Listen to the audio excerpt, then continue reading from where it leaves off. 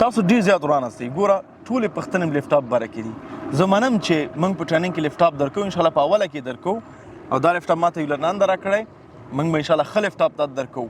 دې دپاره درکوو چې د خپله په ټریننګ هال کې هم درس ووایې، ځان سره کور ته هم ویسي، هلته پکې درس ووایې.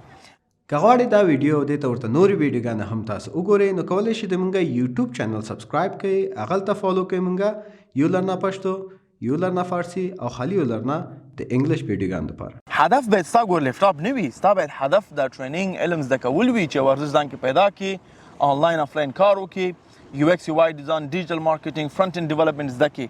ځکه دا مهم د لیپټاپ نه. که ته دا شیان زده کړي ته ځان ته 50 لیپټاپ اخیستی شي. که ته د ټریننګ ته لیپټاپ دپاره راځي، لیپټاپ به واخلي، لیکن دا هدفونه نه پاتې شي. نو امید لرم چې ته هدف ته راشي، چې کله دا هدفونه سره وي، دا ارزښونه سره وي، سکل د سره وي، نو چې کله هم مطمئن یم چې واده نه کړی، خو سړی خیال د خبر چې دا سکل دا لري، ډایرکټ ته لور درکوي. که هغه خبرې ته لیپټاپ لري، غټه خبره نه ده.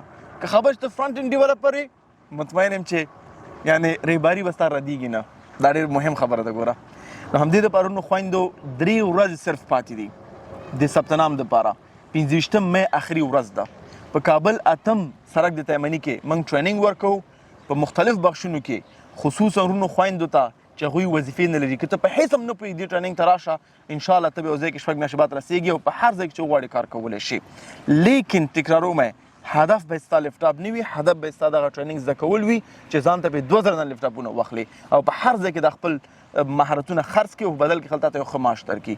نو زه هم دا لیپټاپ بندوم، څوک رانه پټ نه کړي، او هدف باید ستا لیپټاپ نه وي. انشاءالله راشه ټریننګ کې مهارتونه زده کړه، او ځان ته به لیپټاپ واخله، او انشاءالله یو خاصګري به دې نه ردېږي.